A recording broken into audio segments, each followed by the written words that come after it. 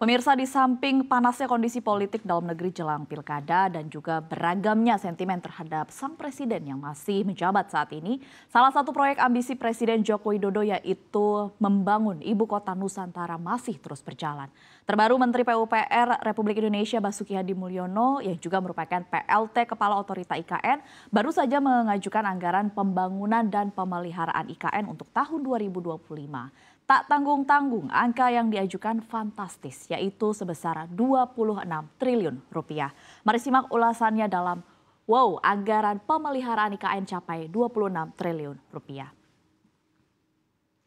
Pelaksana tugas Kepala Otorita Ibu Kota Nusantara Basuki Hadi Mulyono mengungkapkan dirinya bakal mengusulkan anggaran OIKN pada tahun depan atau 2025 dan angkanya mencapai 26 triliun rupiah. Di mana Basuki menyebutkan bahwa anggaran sebesar ini utamanya bakal dialokasikan untuk memberikan dukungan biaya pemeliharaan sejumlah sarana dan prasarana hingga proses pembangunan IKN itu sendiri.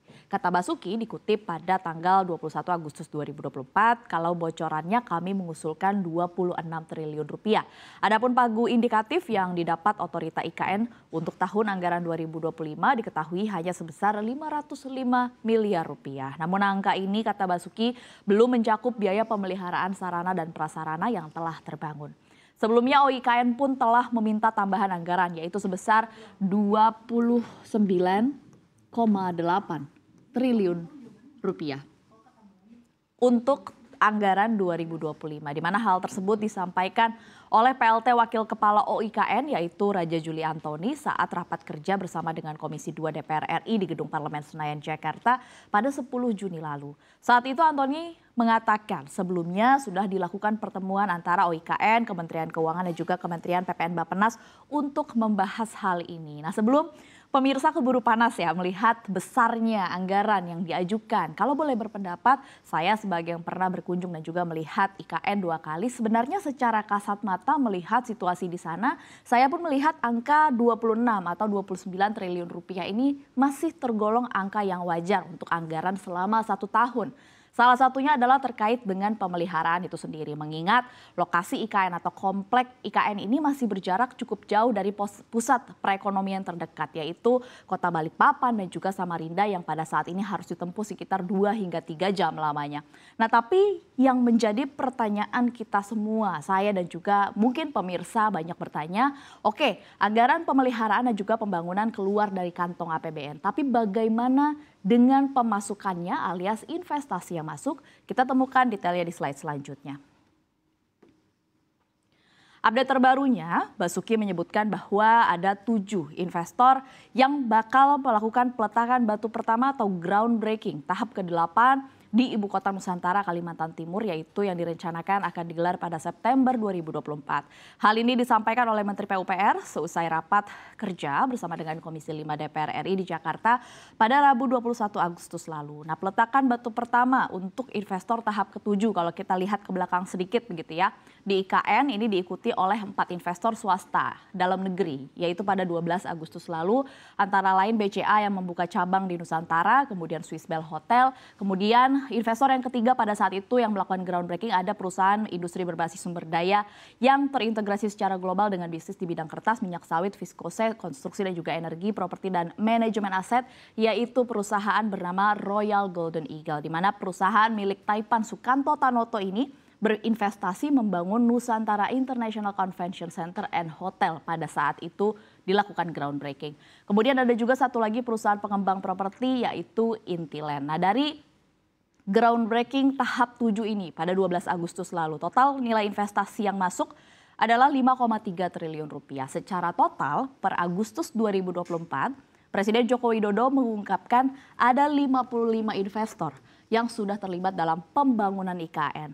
Dari jumlah tersebut, Presiden Jokowi mengungkapkan setidaknya IKN telah mengantongi investasi senilai 56,2 triliun rupiah. Kalau kita lihat lagi ke belakang, sebelumnya Presiden Joko Widodo juga sudah meminta kepada Menteri Investasi yang baru saja dilantik, yakni Rosa Ruslani, untuk membawa investasi asing. Jadi nggak hanya lokal saja yang masuk ke ibu kota Nusantara. Rosan menyampaikan investasi asing diharapkan bisa masuk terutama dari negara-negara yang justru sudah banyak berinvestasi di Indonesia sehingga tujuannya sudah mengenal iklim investasi di tanah air seperti misalnya Singapura, Malaysia, China, dan lain sebagainya. Rosan meyakini dengan tata aturan yang jelas terkait dengan investasi, maka investasi asing sebenarnya bisa segera masuk. Namun di sisi lain, Rosan juga menekankan bahwa Indonesia juga harus berkompetisi dengan negara-negara tetangga yang terus mereformasi kebijakan di negaranya. Adapun secara umum, Rosan diminta oleh Presiden untuk melanjutkan pemenuhan target investasi yang sudah dicanangkan, yaitu sebesar 1.650 triliun rupiah. Nah, rasanya nggak pas ya pemirsa kalau kita kita bahas soal pembangunan IKN tapi kita nggak bahas mengenai progres pembangunannya. Kita lihat detailnya di slide selanjutnya.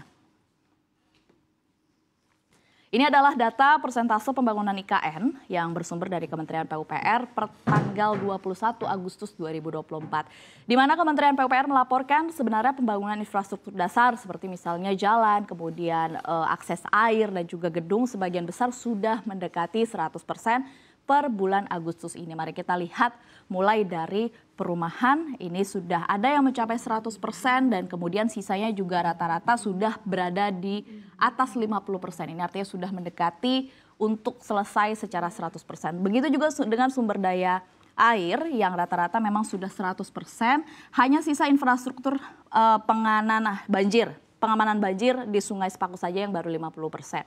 Kemudian selanjutnya jalan dan juga jembatan ini yang juga ditunggu-tunggu oleh banyak pihak begitu karena akan mempersingkat akses dari kota-kota di sekitar IKN yaitu Balikpapan dan juga Samarinda yang tadinya dari 2 jam bisa menjadi setengah jam. Pada saat jalan-jalan tol ini sudah mencapai 100% dan juga sudah bisa digunakan oleh masyarakat, ini tentu saja akan membawa perubahan yang besar dan juga menarik investasi masuk. Kemudian kita lihat ini ada dari gedung dan juga jaringan. Kita tahu bahwa sumbu kebangsaan ini sudah kita saksikan pada saat upacara sudah 100% begitu Istana Negara dan Istana Garuda juga sudah 93%. Kemudian instalasi pengolahan air minum ini juga yang cukup banyak ditunggu oleh masyarakat juga sudah ada di level 92% dan sisanya juga berada di atas level 90%.